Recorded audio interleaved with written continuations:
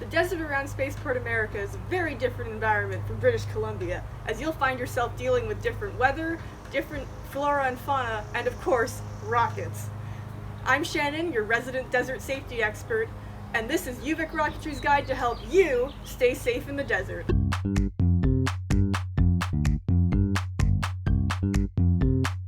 Wearing the appropriate personal protective equipment is your best bet to stay safe in the desert.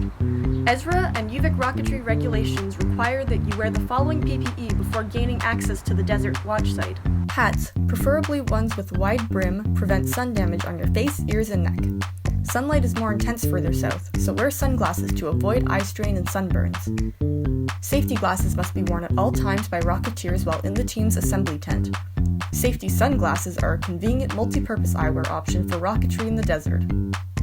Always apply sunscreen before going outside in the morning to protect your skin from sun damage, and throughout the day as you sweat it off. Dress in layers for further sun protection. Wear your UVic Rocketry competition shirt with a lightweight long-sleeve shirt such as a button-up over top. Also bring a warm jacket for early mornings when the desert cools down to temperatures that can get as low as Victoria's late fall. Long pants are essential in the desert for protection from the sun, dangerous critters, and pointy desert plants. Finally, all Rocketeers must wear closed-toed shoes. Rocketeers on the retrieval team should choose shoes that are also thick-soled and comfortable for walking. Ultimately, everyone is on equal ground when it comes to safety. Check in with your teammates and speak up if you see any risky conduct.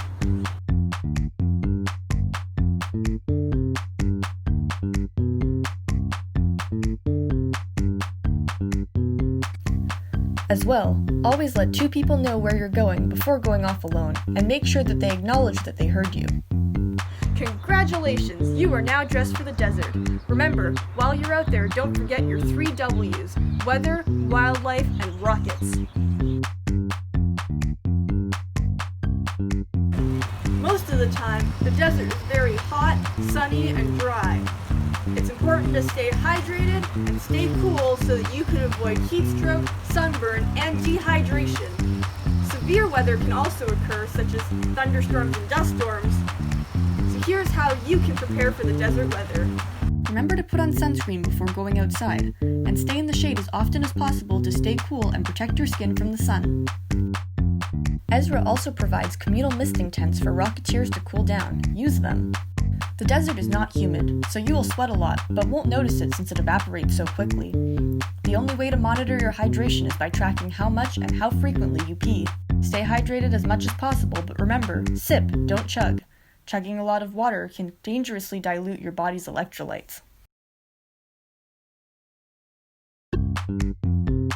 Speaking of electrolytes, it's recommended that you drink 1 bottle of electrolyte drink for every 3 bottles of plain water so that you can replenish the electrolytes you lose through sweat.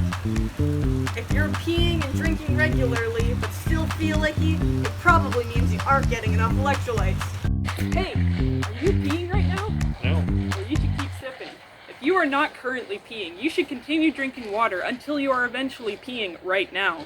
As in, you should be drinking and peeing the regular amounts that you would if you were not in the desert. Thunderstorms may not be very common, but they sure still can be dangerous. In particular, the desert ground is very dry and doesn't absorb water super well, so they can lead to dangerous flash flooding. Also, avoid open areas and metal objects to avoid being struck by lightning. Even when it's not a dust storm, you'll still get very dusty in the desert. Close-fitting safety glasses are recommended for keeping your eyes safe from desert dust. At the end of the day, we recommend undressing in the shower to contain dust to one easy-to-clean location rather than tracking it through your hotel room. Finally, remember to stay warm during those early morning work sessions. This is the ideal time to show off your patriotic Canadian apparel.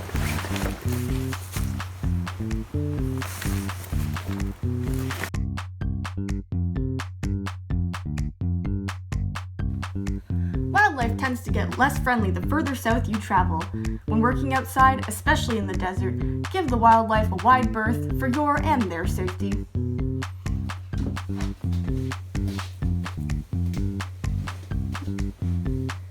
The majority of snakes in New Mexico are venomous. The easiest to avoid, of course, are rattlesnakes, which come with a built-in alarm.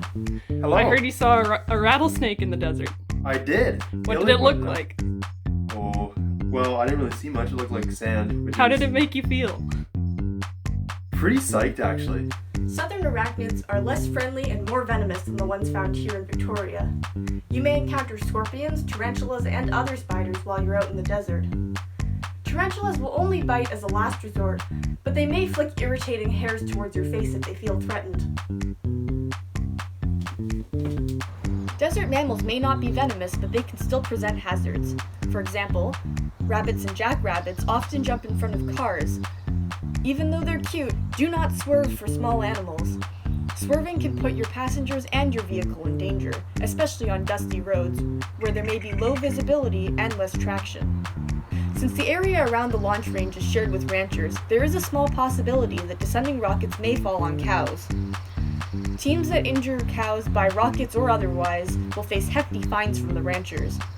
Additionally, cows are large enough that they could seriously injure rocketeers if they get spooked. Like all animals, just give them a wide berth. And finally, plants. Besides the bright sunlight, these are one of the strongest determining factors for your desert PPE. There are cacti around, but these are fairly easy to avoid compared to other plants. The first really nasty plant are these desert shrubs. They have needles up to 2 inches long and they will poke right through the soles of your shoes. They even make your feet bleed, speaking from experience. The second nasty plant are these desert grass-like plants. They have razor-sharp blades that'll slice right through any exposed skin, and they sting worse than any paper cut you've ever had. In fact, even if you're wearing proper pants like you're supposed to, the points of the grasses are so sharp they can pierce through fabric.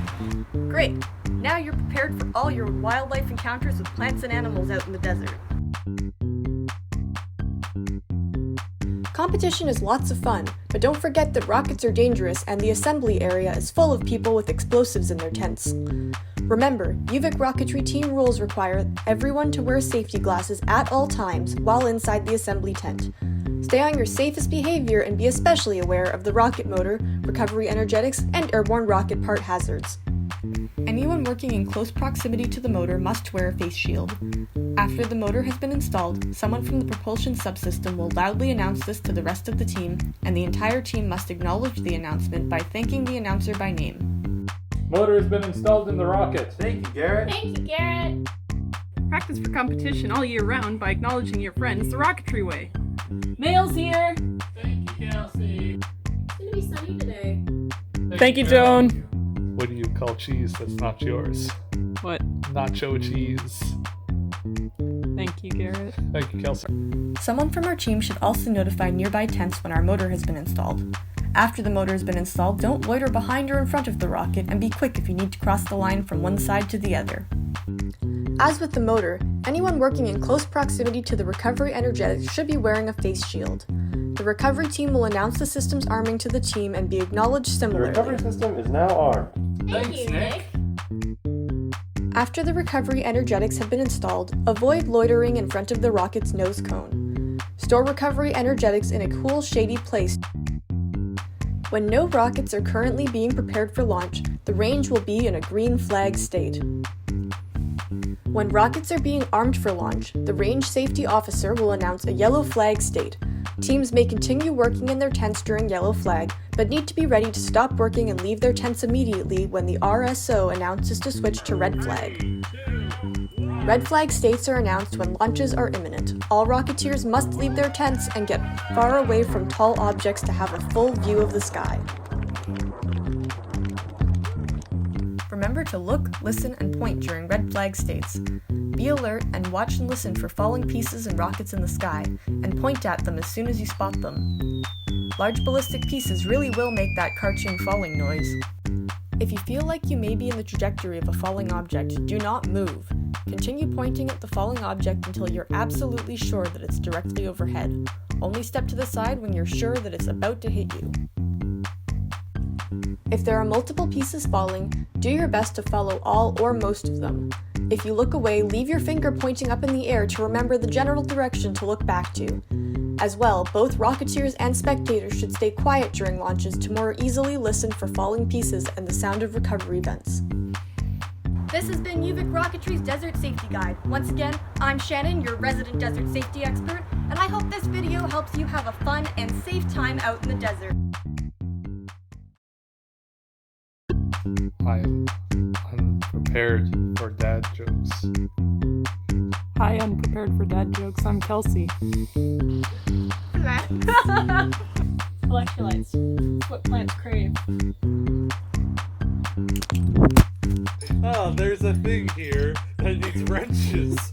Ugh.